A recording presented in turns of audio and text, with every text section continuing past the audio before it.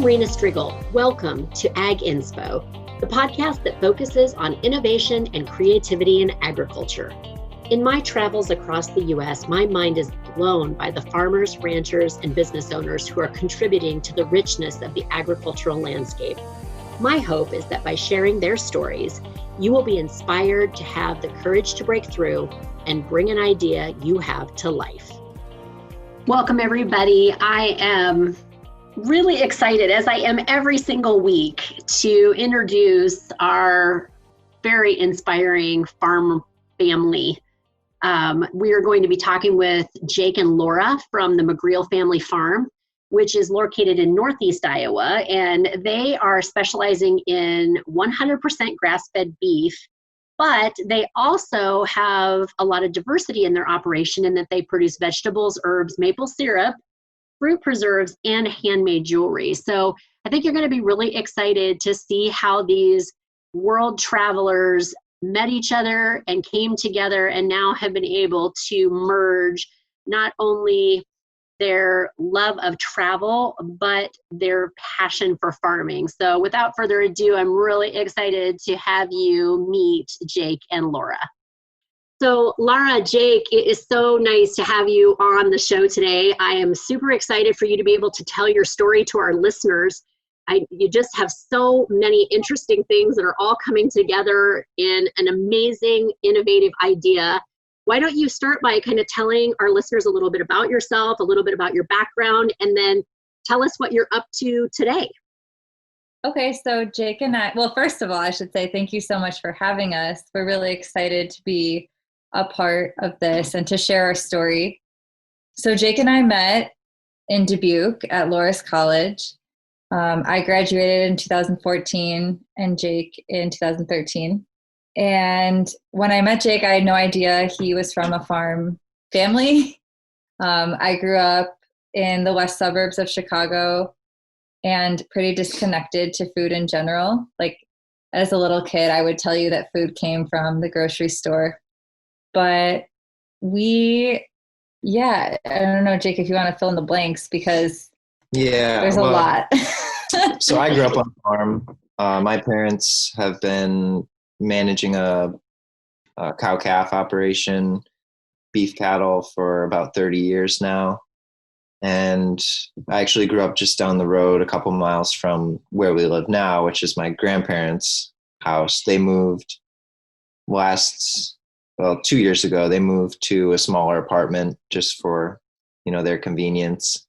And so this farm was just kind of open. It's in the family still. We don't own, we rent actually from my uncle, but it was in the family, but not really being used. And so we got the idea, why don't we try our hand at farming and try some different things and see what we can learn and see what works. And that just kind of led to what we're doing now. The beef, we started up in conjunction with my parents. They would normally sell a crop of calves each year at about 6 months old.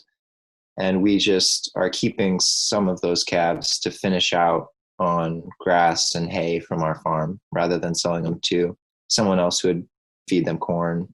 And we're doing some maple syrup. We do fruit preserves and jam, and we grew a garden last year.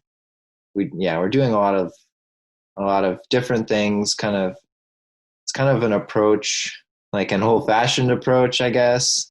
Like when I was growing up, my mom did a lot of canning and preserving, and so we're doing some of that, partly just to build our own skills and to learn some of those skills that I think are kind of being lost. Mm-hmm. And then partly just to share all of those things, at the markets that we go to. Yeah. So tell me how, that's kind of a big jump. So you're in college, you're young. Yeah, I skipped like 5 years. Yeah. And Lara, you had not been on the farm ever. So how did it come about that all of a sudden you're like, well, let's just go back to the farm and start doing all of these very unique things? Yeah. So I guess my story. So I graduated in 2014 from Laras, and my junior year at Laras, I studied abroad in Spain, and I loved it. And so I knew that I wanted to work with children, and I knew I wanted to go back to Spain. So I decided to teach English in Spain. And I lived in Madrid for 1 year. And then when that was finished, I spent like 3 months backpacking Europe by myself. And then when I came home, I moved in with Jake in Denver, Colorado. And 2015. This is 2015. We weren't dating, but we were friends, I guess, from college. Uh-huh. I was looking for a roommate who wasn't living with their parents. And so I found Jake. And this is the truth. This is how it happened. We were more than friends by that point, but we were friends in college, and then we started to get to be more than friends, I guess. Like when you were in Spain, we started talking and communicating more. And oh yeah, I skipped a major part. Jake came to get me. That's what happened. That's what happened. He flew to Spain and stayed with me at my apartment for a few weeks. That's a huge thing I didn't mention. And so when I was finishing up with my year at the school, yeah, we weren't dating, but we were more than friends. And I decided to move in with him in Colorado. And then, yeah, we lived there for 1 year. And then we worked in 2 years in Salt Lake City, Utah, doing a wilderness therapy program for at-risk youth. Teenagers. For teenagers, yeah. So it was kind of what it sounds like. So it was a residential treatment program for adolescents, but it was all done camping, nomadic backpacking, some primitive life skills, cooking over group a fire, therapy. Yeah. Therapy in every activity. But it was just a lot of camping, cooking, cleaning, just doing things that we had to do to be able to live and get by out. We would move. It was a nomadic program, so we would move our camp every day or every 2 days, and we would spend 8 days out in the field camping, and then we would have 6 days off to travel. Yeah, so we did a lot of traveling during wow. that. We picked up rock climbing and snowboarding. We traveled a lot around the West while we were living out there, and we traveled Mexico and Guatemala and India, Brazil. Yeah, so that schedule gave us so much flexibility, and so it paid us well enough to where we had really cheap rent, living with a bunch of coworkers, and we had, if you took one shift off, we had 3 weeks. And so we spent a lot of time going abroad or going on long backpacking trips out west. Jake had a motorcycle, and we did a big road trip from Denver up and around the Pacific Northwest into Canada. So we did a lot of things in a very short period of time. It was an exposure, maybe more for her than for me, to the outdoors, Mm-hmm. but definitely just building a connection with nature. Mm-hmm. That kind of transitioned into farming. And, and the food that we ate, we've started to become a lot more conscious of the food we were eating Mm-hmm. also when we were out there, because we would have to pack our own food for 8 days out, camping. We also would eat sometimes with the kids, but it was just kind of out of necessity that we became more focused on what we were eating. And so we got more picky, I think, with the food that we were eating, and a little bit more aware of how our diets were affecting our energy and our health and Mm-hmm. our sleep and, all of that stuff. So getting into producing some of our own food and doing things, pasture raised, as organic as possible, we were kind of led into that too, kind of by the same mindset. Yeah. Yeah. So there is some connection. It feels like a stretch sometimes, but there is some sort of path that we went down. Yeah. Oh, absolutely. Absolutely. So you're getting exposed to all this different food. You're getting exposed to different cultures. You're traveling. I'm assuming in all of this international travel, you're probably backpacking for the most part. Mm-hmm. Yeah. So you're really getting kind of into the culture from a not so much a tourist perspective, but you were actually going and sort of doing full immersions into where you were traveling. We tried to the best we could. I think that's tricky. I think it's hard to do that, but we did the best we could, and we were really frugal, and yeah. And then I think, like Jake was saying, nature is what brought us back here. The opportunity, like there's so much privilege in having this land in Jake's family. And I think that with like a little bit of adventurous, like trial by fire mentality, and like, oh, we really care about food, let's fuse all of these things into a business. Yeah, absolutely. So wonderful. So you're out doing this rub, and then you're like, let's go home and start a farm. Yeah. Well, me especially, we're looking to start a business. We didn't really know what type of business, but I have known for a long time that I wanted to be more self-sufficient, self-employed, to have more control over, the operation, the work that I'm doing. And so that was another factor for me that made me really want to try, getting this off the ground. There was a lot of things that we had to learn, just trial by fire. We designed our own website. We, had to create a logo and business cards, and we had to get all the licensing and insurance.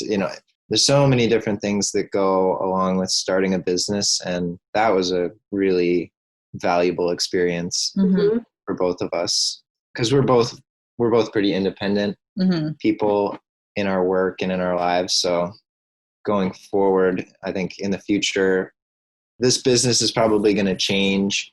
Aspects of it will grow and go away, but building those skills is important to us. Yeah. So are you raising beef in the same way that your parents raise beef, or do they have a different model for livestock production than what you've adopted? It's very similar. So it's just a little bit more intentional. What we do is called management intensive rotational grazing. And we'll have a paddock set up with, usually electric wires, just that are easy to move from one place to the next. And we'll have our cattle in there for, maybe 4 or 5 days at a time. And then they'll move into the next paddock.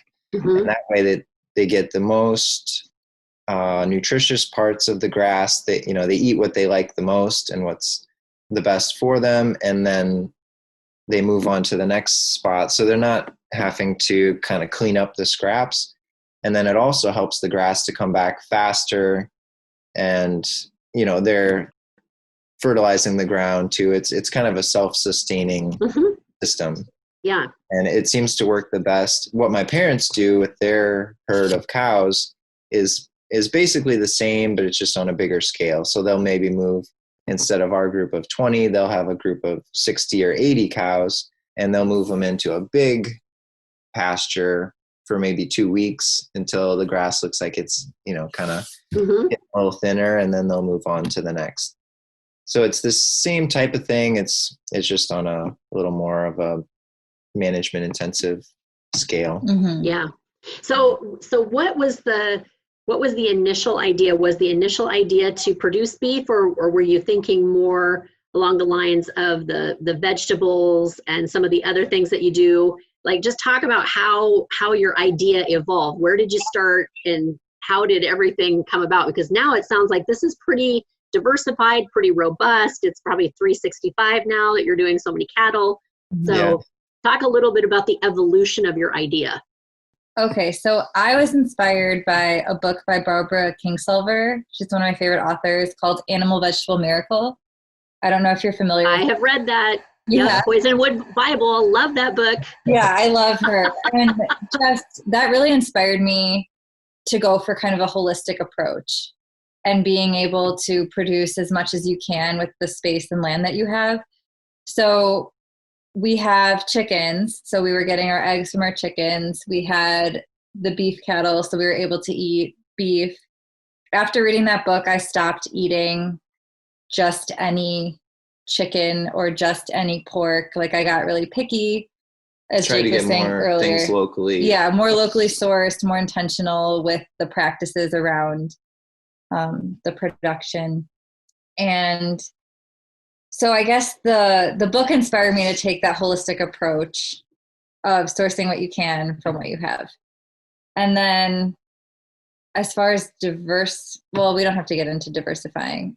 I guess the beef is what was selling most. And it's also the strongest connection we have in terms of Jake's family's been doing this for how many years? About 30 About years. 30 years. My parents have. So we have mentors in that arena. I was interested in the community aspect of a CSA for a vegetable garden, but this was our first season, was last summer. And so we didn't want people to commit to something we didn't know if we could grow. So that was very much experimental. So the intention going in was always beef is going to be the star of the show. It's just a matter of what other things could make our table more interesting than just a cooler and a sign that says grass-fed beef. Yeah. And also we wanted to do these things for ourselves. Right. And like we wanted to have a vegetable garden, to have fresh vegetables for ourselves, you know, and we wanted to try out our hand at, you know, making maple syrup or, you know, doing some preserves. And canning. So it's a lot of it's like, it's an opportunity for us to try something out and to get the produce, whatever it is that we're producing. And then we're able to pass along the excess to others. Mm-hmm. And our farmers market booth has been pretty varied, you know, over it's a little over a year, I guess, now that we've been going to farmers markets. Sometimes we have some woodworking projects that I've made. We'll have once in a while, like some dried apple leather snacks that, you know, we'll try out and see how it works. And yeah, like we'll bring different things. We're trying a lot of different things and hoping to kind of narrow later on. So really you're kind of almost running like a test kitchen and you're doing test marketing, right? Like you're producing things to see what you like to do and then testing it in the marketplace to see what they may want to buy. Right, because ideally we would produce, let's say, tomatoes. We'd produce them for ourselves and we'd make great salsa, which we love. And then we'd also sell that salsa. And so it's mutually beneficial.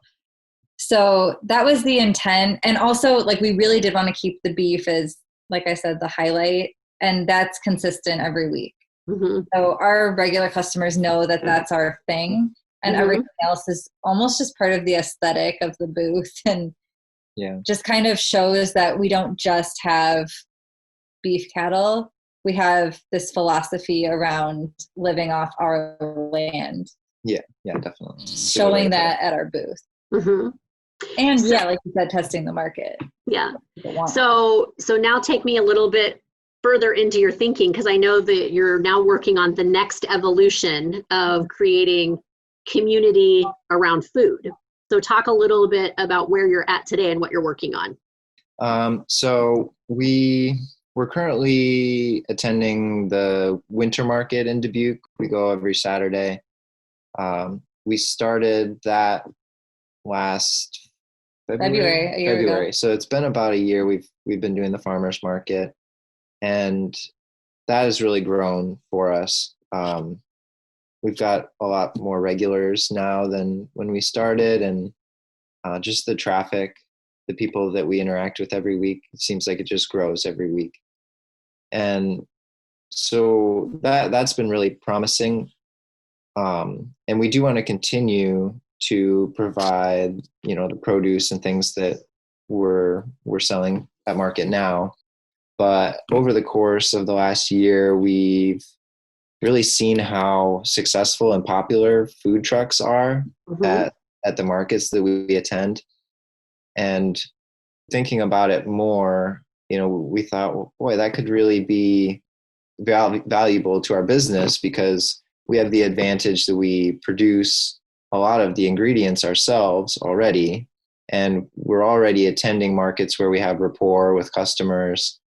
it's really, I think, just the next logical step for us in being able to reach more people, expanding the niche that we have, the grass-fed beef, because it is still kind of a niche market. It is, so, yeah. So providing a meal to people that maybe have never even tried grass-fed beef before, and being able to provide something that they'll feel good about eating, building that connection between the farmer and the consumer. It just seems like that it's the next step, and I think it could really open up a whole new arena for our business moving forward. Yeah, and I know you've got an idea for sort of the bent of it. So I believe you want to do a Cuban, is it Cuban Fusion or Cuban period? I think Cuban Fusion, because so I guess my grandparents, people look at me and they don't assume I'm Cuban or Hispanic at all. But my grandparents on my mom's side are from Cuba. And I currently, while I'm in graduate school, am splitting time between Chicago and Northeast Iowa. Mm-hmm. So when I'm in Chicago, I stay with my grandma, who's from Cuba. And so if there's anything I learned from that side of the family, it's the idea of having your own business. My grandpa was a doctor and he had a family practice. And he really got into being a doctor in a neighborhood that was becoming much heavier, predominantly Spanish speaking. And so he was able to meet a need both for people's physical health and linguistically. And I was very much raised culturally Cuban, and I grew up bilingual. And that's just been such a big part of my life that it just so happens that beef is huge in Cuban dishes. And so the idea was, yes, beef is this main part of Cuban cuisine, but how am I going to source the other ingredients that go into Cuban food, like yuca or plantains? Like, I'm not going to grow those things, or even lemons and limes. I'm not going to grow those in Iowa. So the fusion aspect is that it won't remain authentically Cuban, but the spices, the feel, the flavor can be. Right. So that's kind of the idea. We also just found that it was unique. We don't see Cuban food in Iowa. And it's something that I think people would really enjoy around here too, because even though there are different flavors and different spices, it seems to me kind of like home style cooking, like what I grew up on. Yeah, it's a lot. Yeah, exactly.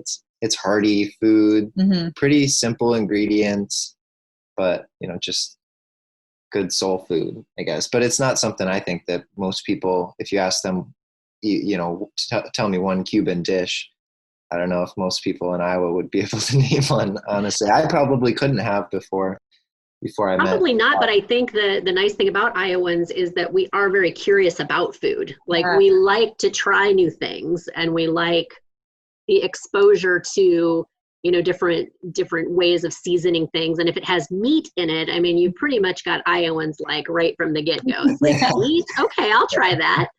Yeah, I feel badly generalizing about a whole state like this too, but we looked up before our pitch at the Young Farmer Conference if there was any other Cuban restaurant in Iowa, and there was one in Des Moines. It appears to be closed.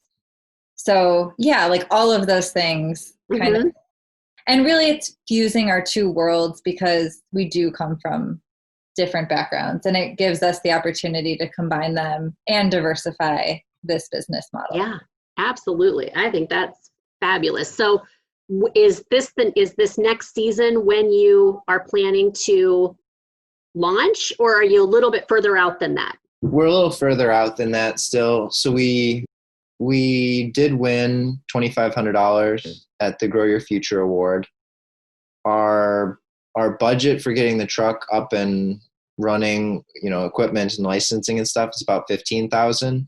So we're still coming up with the last part of the funds to get there. And also we're just kind of limited with time that we have to invest Oh, in at this point. yeah. She's back and forth, and Mm-hmm. I'm getting ready for maple syrup season, and it every month or every week there's something else. So I'm thinking it's probably going to get pushed out till like next fall, next winter, when we have a little more time to plan for the next summer. Yeah, I can only imagine how busy you are, because I mean, are you calving right now too? Not yet. Mm-mm. It'll be coming up here pretty soon. Yeah, so you've got all these things. So talk a little bit about the maple syrup. Are you sourcing that from trees on your property, or are you? Yeah, well, it's on my parents' property. They've got an area with a lot of maple trees, fairly easily accessible, and they've never tapped any trees in that area before. When I was growing up, we would tap maybe a dozen or 15 trees just kind of around the house. My parents have some timber just out back, and so we would tap a few trees and do, maybe a few gallons of syrup per year. Last year was the first year that we did it on more of a commercial scale. We tapped about 80 trees, and last year it was fairly brute force, I guess, method. I was out. We just had 5-gallon buckets at the trees, and so I would go out each day and empty all the buckets and transport it back to our evaporator, a wood-fired evaporator that we had cooking. And so it was a lot of legwork. This year we're upgrading. We've got a lot of hoses and some new tanks and things set up. So we'll have most of our sugar bush gravity fed now down into kind of a central storage, and that'll save us a lot of time this year. It'll be and just trying to get around in the winter and the snow. It was kind of hard last year at certain times in the mud, trying to even get to the taps, to the woods to get the sap. So this year it's we invested quite a bit in supplies and equipment, but we're a lot better set up. I think this year we'll be able to be a lot more efficient, and we'll be able to tap a few more trees too, I think, than we did last year. Yeah, so talk a little bit about how you're learning all of this. I mean, obviously you've got kind of coaches and mentors in your parents, but all of this other stuff, it sounds like you're probably pulling recipes together from your grandparent side of the family. And some of this is just maybe going out and having to learn it all on your own. So what would you say has been some of the biggest challenges in coming back home and, starting all of this, kind of as a first generation endeavor? Yeah. Well, I can speak to just I've never lived anywhere rural. So sometimes in Utah, when I worked out there, my friends would joke that I was a suburban diva. But really, I mean, I don't consider myself high maintenance at all. But I did have to adjust to needing to drive places and just a limited selection of different stores and like groceries or clothing stores, for example. What's offered around here is pretty basic. To get much of a selection, you have to drive a ways. Yeah, so that sounds like a very materialistic struggle, but I can't deny that it didn't happen. And also just feeling like I'm from such a big place where I'm used to feeling anonymous. And so the idea that everyone is watching me is something I was afraid of. Like everyone will know. Everyone will know who I am. Small town environment. Yeah. Kind of thing. And I was just afraid to make connections. And that's something, I'm very extroverted. Like I'm in a graduate program for social work.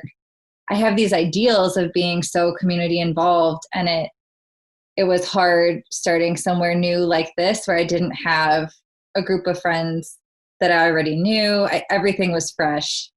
And it was like everyone else knew each other and you were the one person that, kind of wasn't from there. I mean, maybe it was more just my own anxiety being in a really small place. So, and I guess I was maybe a little bit of a help, but I didn't really have the same feelings because growing up here everything was familiar to me. Mm-hmm. Mm-hmm. Yeah, like learning how to drive on gravel was definitely challenging at first, and worrying about hitting deer. I mean, just things that I wouldn't have thought would be challenges. And even saying them out loud, it doesn't seem like any of this would be a big deal. But well, I do have to ask you, have you gone in the ditch yet?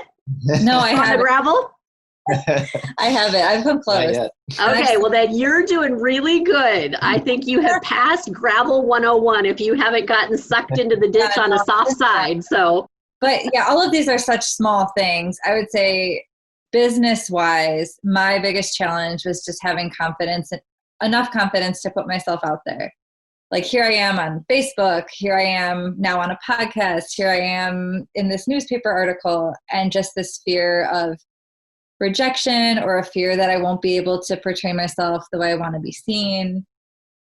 Just, wondering what will people think. And it's like once you release your business to the world, then it's kind of like it's out there then, and you lose a little bit of control over how people are going to perceive it. Yeah. So it's kind of a vulnerable thing. It's part of you that you're offering to people, and you hope that they accept it and appreciate what you're doing. So, well, and I think probably for you guys, it's very personal too, because everything that you are putting out there for consumption has taken a lot of effort and a lot of learning and a lot of care to be able to put that forward. So I can definitely see where that would feel very vulnerable, because it's not just that they're criticizing you, but they're criticizing something that you've spent so much time to produce and package for them. Yeah. So I can definitely see where that would be something to overcome for sure. That's definitely the biggest thing for me. I don't know, Jake, if you feel differently, but now that I'm out there, opportunities keep coming, and I'm kind of riding the wave, and and I feel less nervous, about putting myself out there. And that feels really good. And I have received so much support, even through this Grow Your Future Award, through the online voting. I mean, people that I haven't spoken to in a very long time came out and showed a lot of support. And my family, who has absolutely no context for agriculture, has been really supportive. And they actually think this is really cool. And they don't feel like they have to worry about me. Yeah. So I wouldn't say, I think it's an ongoing process of like self-awareness and making sure our farm philosophy is in tune with our own values, and that will be ongoing. But the fear of making a mistake, or I don't know, that fear of rejection is really the strongest. And I feel like I am slowly overcoming that. Yeah. Oh, that's amazing. It's amazing. Yeah. The feedback that we've gotten, the support we've gotten from people has really kept us going, kept us optimistic about the future. So what are you loving most about your business right now? What aspects of it bring you the most joy? Honestly, the farmers market I've really grown to love. At first, so I'm kind of introverted. We're kind of opposites, honestly, in a lot of ways. Most ways, I'm not overly outgoing, and so the farmers market at first was challenging. It was not that it was really hard in the moment, but I would just feel so exhausted afterward, and it was like it was a battle kind of in my head. I was thinking, what's the best way to approach people? How pushy, can you be, or should you be? And that actually has become one of my favorite parts of it. Just connecting with people, the conversations that I have. I meet new people every week, and I run into people every week that have been buying from us now for a while. And yeah, it's really uplifting. So I've really grown to enjoy that. And I think for me, it's two things. First, it's the creativity, the fact that I run our social media. And so I can't control everything, but I can definitely present our business the way I want to present it. And also the autonomy is huge. Being able to make our own decisions and kind of filter them through, like I was saying before, our own philosophy or values has really been a success. Yeah, that's awesome. That's awesome. Out of curiosity, how big is your garden? I think it's about a quarter acre. I haven't calculated it out exactly, but I think it's like 140 feet long and like 35 feet deep. It's kind of just a big rectangular plot. And we completely filled it last year. We planted some of everything. It seems like we planted some flowers. We planted cauliflower, broccoli, beans, tomatoes, peppers, cucumber, onion. Yeah, we did some of everything, and it was really a learning experience because I pulled a lot of weeds, when I was younger, out of my mom's garden, but I was definitely underestimating the amount of time and energy that it was going to take to keep ahead of everything. So, and it worked out pretty well. We, almost everything, we harvested. The onions were kind of a failure, but Beets were also a failure. We got some beets, but yeah, it was an interesting learning experience. This year, we're going to be much more informed, and I think we'll be coming into it with the knowledge to make it go a little smoother. But yeah, that was a big undertaking. Yeah, and being able to grow really to the menu. Very much money. Yeah, no, it didn't make us any money, but it was knowledge. Yeah. And we had all the vegetables we could possibly eat, which is nice. Yeah. So do you have plans to expand any aspect of your business this year? We let's see. I think more upgrade than expand. Mm-hmm. So like we need to upgrade our farmers market canopy and we need to get better tables and little details I think need to upgrade. We just upgraded the maple syrup system so that it's more efficient. Yeah. Our website, we want to do an overhaul and make it more of like a central theme, because we've just done everything ourselves on WordPress. Mm-hmm. And at this point, I'm pretty happy with the content that we have on there, but I think it could be aesthetically improved. And we want to add the ability to pick out and reserve an order online. That's something that we sort of have available now. We have like a Google form that you can fill out and make a request, but we want to streamline the process and make it just more valuable and easy to navigate for anybody that might come across it. Yeah. So Lara, you said you were getting your master's in social work. What do you hope to do with an advanced degree and your farm? Yeah, so I'm actually specializing in school social work. So I have a lot of experience with children, mostly teenagers, and that's the population I'm passionate about working with. So my thought would be that it might, having summers free in a school setting and having that community connection of a school and kind of using the garden potentially for more than just a garden, for more of an experience. And then also having a schedule that is friendly to farming, because if I'm not mistaken, it was an Animal Vegetable Miracle that Barbara Kingsolver spoke to the fact that the reason we have summers off was for agriculture, so kids could go home and work on their farms. So I'm now an adult who is very extroverted. I think I need to work off the farm.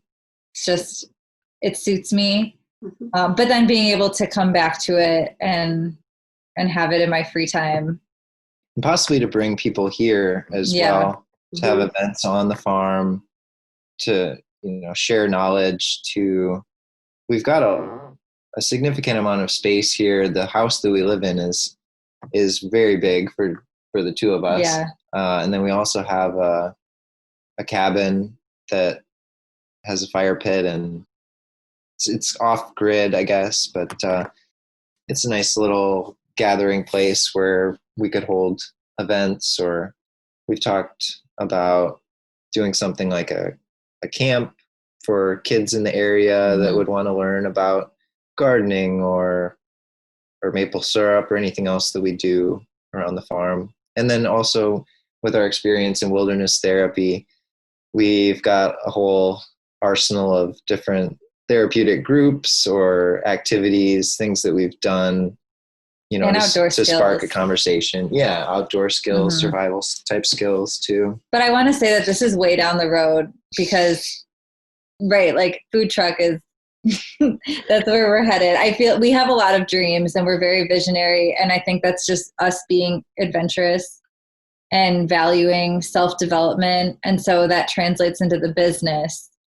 So we have goals to just keep growing and merging my social work degree with agriculture. So it's all connected. And I think for some people, it might overwhelm them, like how many ideas we have. But there is a general like a bigger path vision. And a big vision.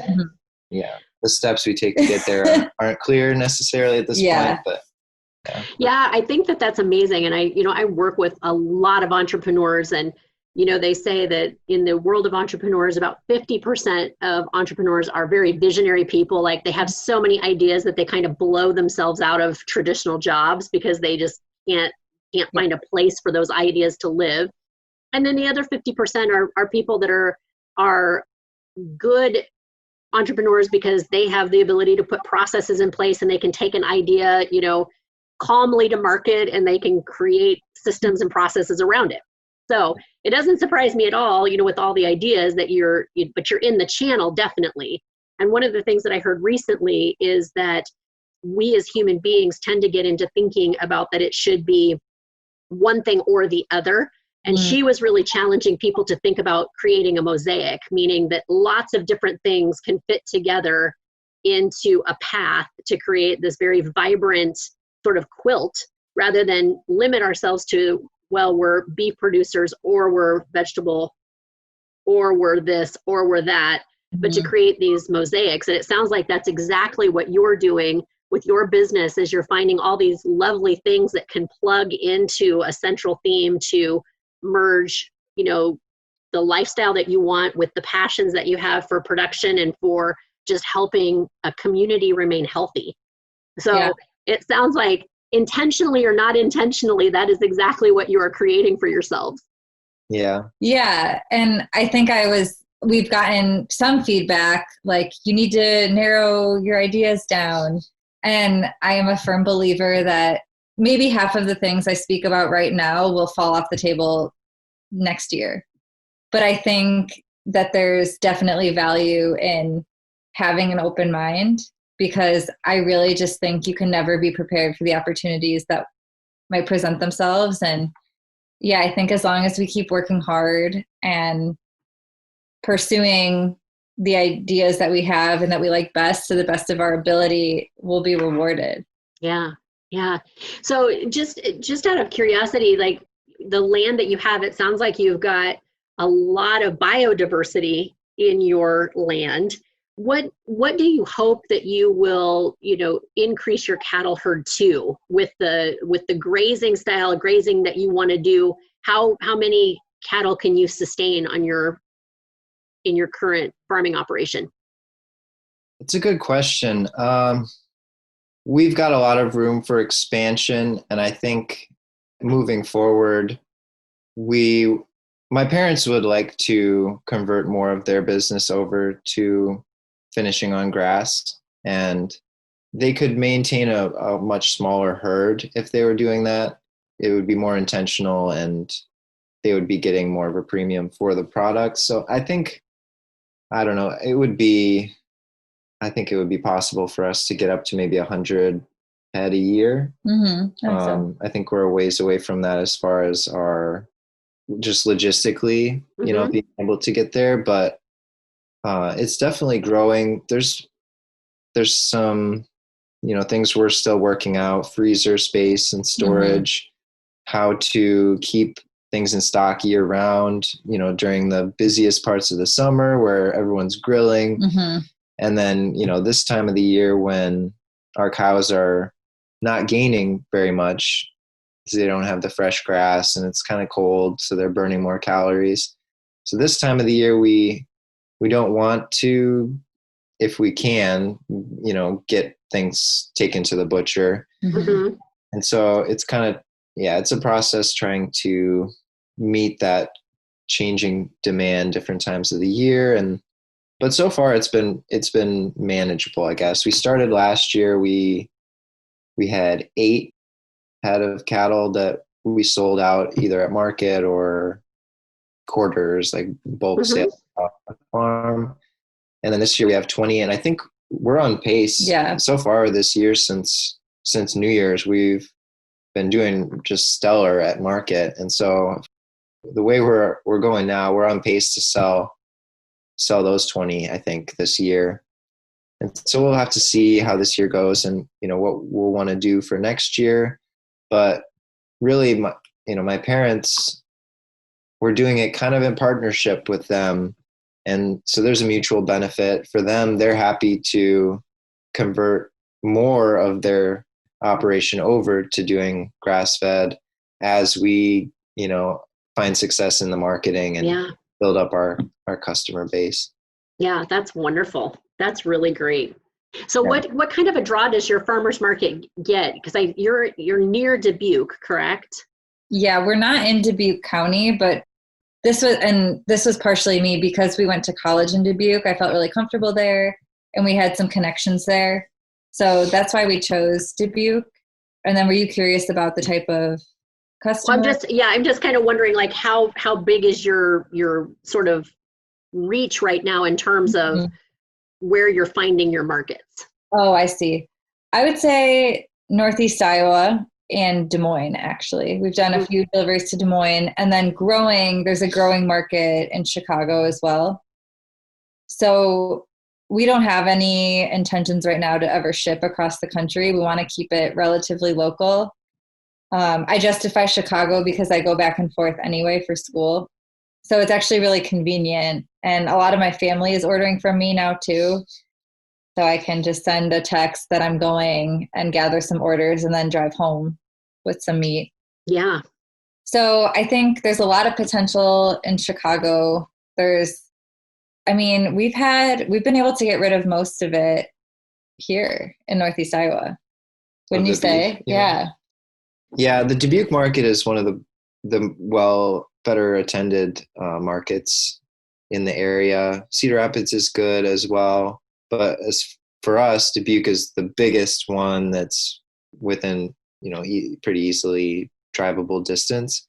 I'm not actually sure how many people come through like the summer market on a typical Saturday, but it's much bigger than the farmers markets that are around, say in Elkader, Strawberry Point. A lot of the little towns around our area have farmers markets, and we would like to get into those markets more, but it's tough. It's just the two of us for one thing. We don't have any employees, so one Saturday market is pretty much all we can do. And starting out, we just wanted to try and make our time as valuable as possible and try to see as many people as we could on a market day. So Dubuque has worked really well for us in that regard. I think as we move forward, like we were saying with the food truck, that could help us make more connections locally and offer more. Absolutely. So, talk a little bit about what you would say as far as advice to people who are sitting, maybe they're on a farm, maybe they're wishing they were back on the farm, or, they're looking at doing some diversification in their existing operation. So you guys have done the school of hard knocks. So that makes you qualified to get advice. So what would you say, give a couple of top tips for people who are thinking about, like, I'd like to convert some over to grass-fed, or I'd like to do some different kinds of produce, or just what would be your top tips for people who are thinking about either coming into agriculture or diversifying in some way? So for me, the biggest thing that I did not do last winter and drove me crazy was trust in the process and realize that it is a process. Like an idea is just an idea at the beginning, but it seems like 3 months go by and you look back and realize all that you've accomplished. So last winter, the process was very much, okay, we're doing this. Let's start a Facebook page. Let's make an Instagram account. Let's get licensed to sell meat. Let's get licensed to warehouse meat. Let's have a conversation with Jake's family to see like what kind of agreement we can come to so that it's fair and lucrative for both of us. And then all of a sudden it was February and we were in front of customers. And so winter last year seemed to just drag out, and I just had no faith that we would ever actually be doing this. And my advice would be to A, reflect on your successes, however small they may be, and B, just trust that if you're passionate about something and you are actively working towards it, your idea will come to fruition. That's my advice. I would say definitely look for resources. There's so many groups, there's grants, there's all kinds of things out there for people who are looking to start any sort of business. Really, there's somebody else that's done that or done something similar. Mm-hmm. And most times I would say those people are very willing to, help you out, give you some advice, support you in that way. So I'd say look for the resources that are out there and available for you. And there's just, I think out of necessity, there's going to be a period of time where you're going to be putting in a lot of work and you don't know whether it's going to pay off. Mm-hmm. And it may even seem like it's a waste of time, but I think if you keep at it and you really do your best, you give it your all, you do it the best you can, chances are you're going to find some success. You'll have some wins that will, keep you going, mm-hmm. give you the courage to keep pushing on. And yeah, I guess just don't give up too quickly. I'd also say, I guess, don't beat a dead horse. If it's really not working, then know when to cut and run. But it's going to take time, and you're not always going to have the confidence and the security that things are going to work out. But you just got to push through, because the reward, I think, is worth the means. Mm-hmm. So you mentioned getting help and resources. Where were some of the places that you found to be particularly helpful? Okay, so my first resource, I took a farm business class exactly for people who wanted to start a farm. And that was at the Sinsinawa Mound, which is just across the border, across the Mississippi and Wisconsin.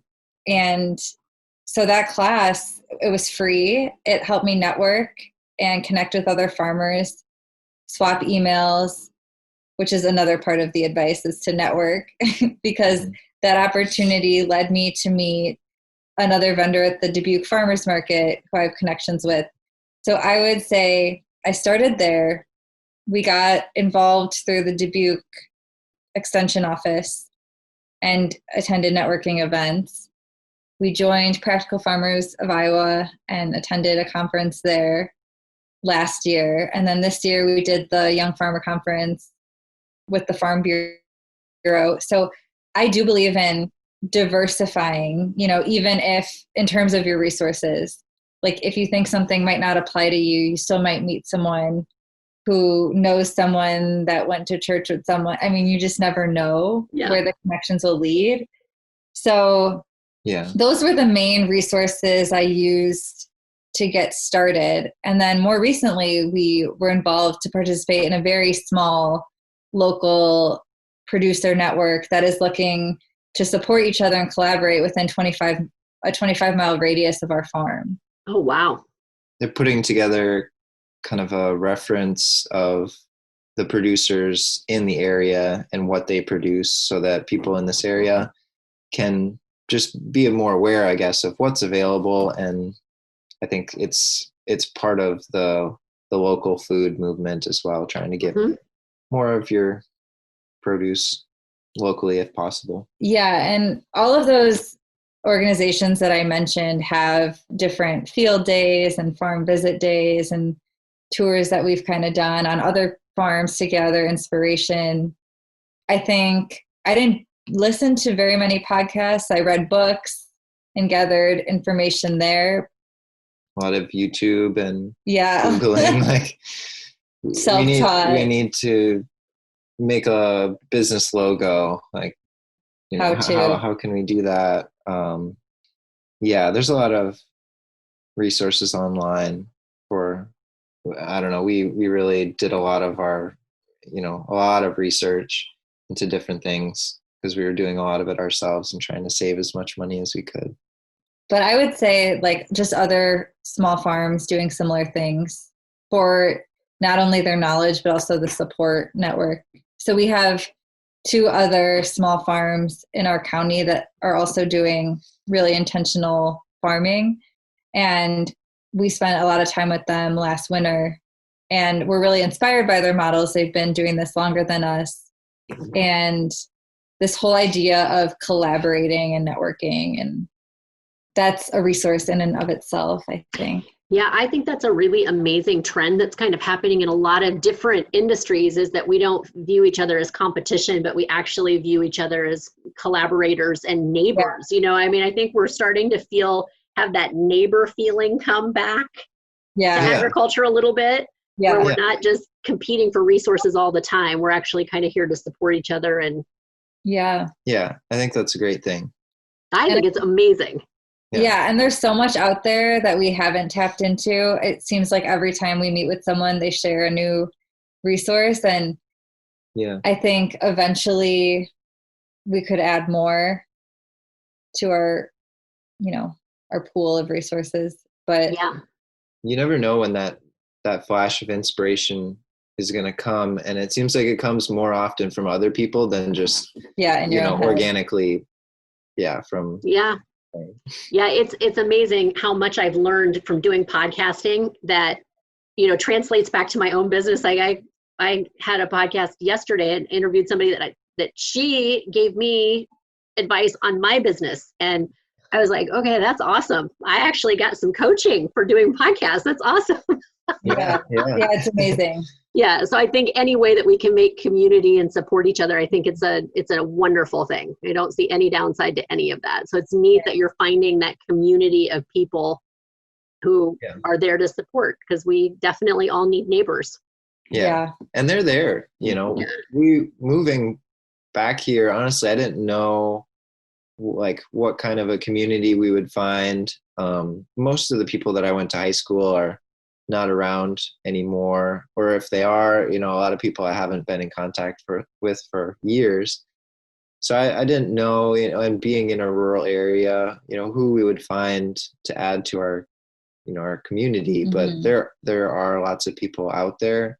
If you do some looking, you're bound to find people that are, similar to you, that, that will uplift you and will gain something from your experiences as well. Yeah. Well, this has been awesome, you guys. I'm so excited to hear, everything that's going on and how much has happened to you in this journey in such a short amount of time. Like, you've just really made you put a lot of miles in, and it's only been, this is going to be what, your third growing season or your second growing season? Second.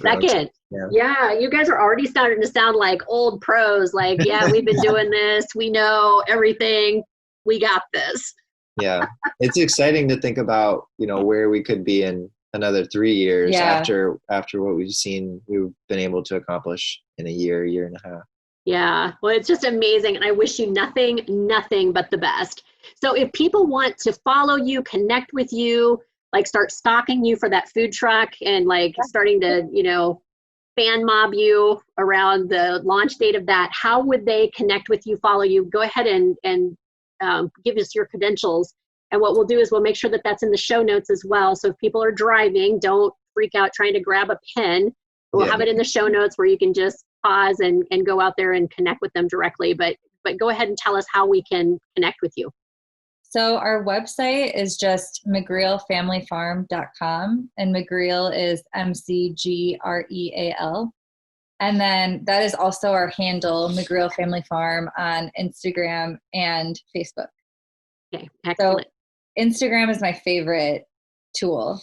So I update that the most frequently. And yeah, so if you're into Instagram, I recommend the Instagram. The Facebook is more sharing, I think, other things that are going on. And Instagram is more like our story. Mm-hmm. Excellent. Excellent. Well, again, I appreciate your time so much. Thank you for sharing your story. And like I said, all the very best. Looking forward to seeing you guys in Des Moines soon. Yes, thank you so much for having us. Yeah, thank You're you welcome. for your time. This is Rena Striggle, and you have been listening to Ag Inspo, the podcast. Please visit my website at tomorrowiscoming.com and find me on Instagram, Facebook, and Twitter. If you haven't yet, please go to iTunes and subscribe, rate, and review this podcast. Join me next week for another inspirational episode where you will hear from another amazing entrepreneur who has had the courage to break through and bring an idea to life.